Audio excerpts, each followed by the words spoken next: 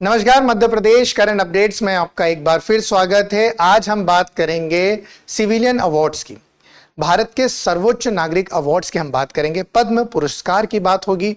25 मई 2026 को पद्म पुरस्कार दिए गए। यह देश के सर्वोच्च नागरिक पुरस्कार माने जाते हैं। इनकी घोषणा गणतंत्र दिवस के एक दिन पहले जो है रात्रि के दौरान इनकी घोषणा की जाती है। इस बार 131 लोगों को जो है पद्म अवार्ड दिए गए।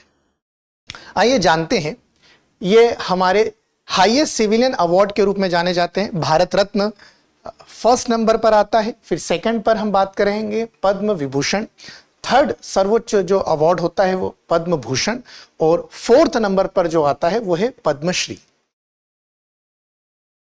2026 में विभिन्न क्षेत्रों में 131 पद्म पुरस्कार दिए गए।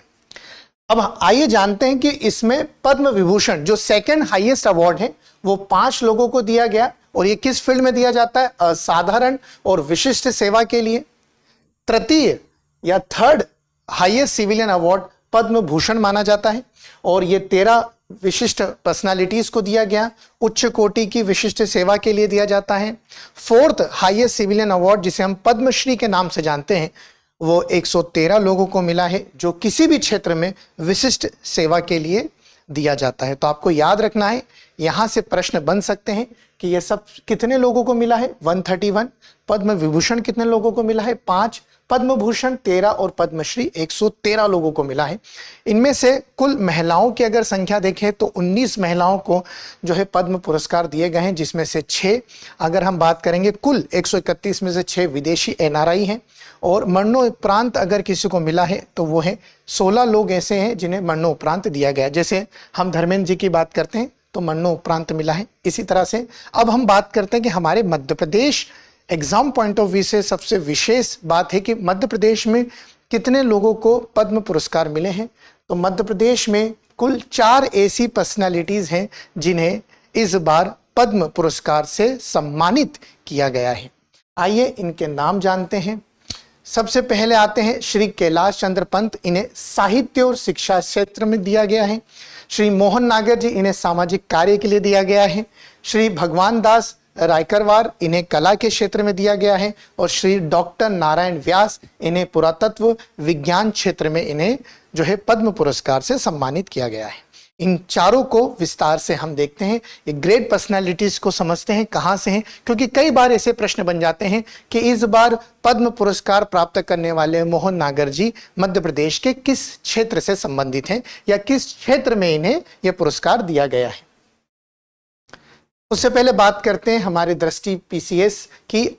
इस बार आपको 50% तक ऑफ मिल रहा है हमारे सभी यूपीएससी कोर्सेज पे, पीसीएस के कोर्सेज पे, टीचिंग जो एग्जाम कोर्सेज होते हैं उससे रिलेटेड, जुडिशरी, एसएससी, सीयूईटी सभी पर आपको जो है 50% अप टू 50% ऑफ मिला है। इसके अलावा आप इंक्वायरी ले सकते हैं 8750187501 पे।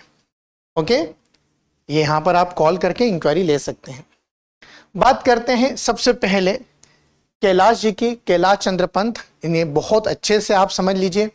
इनका जन्म 26 अप्रैल 1936 को महू में हुआ।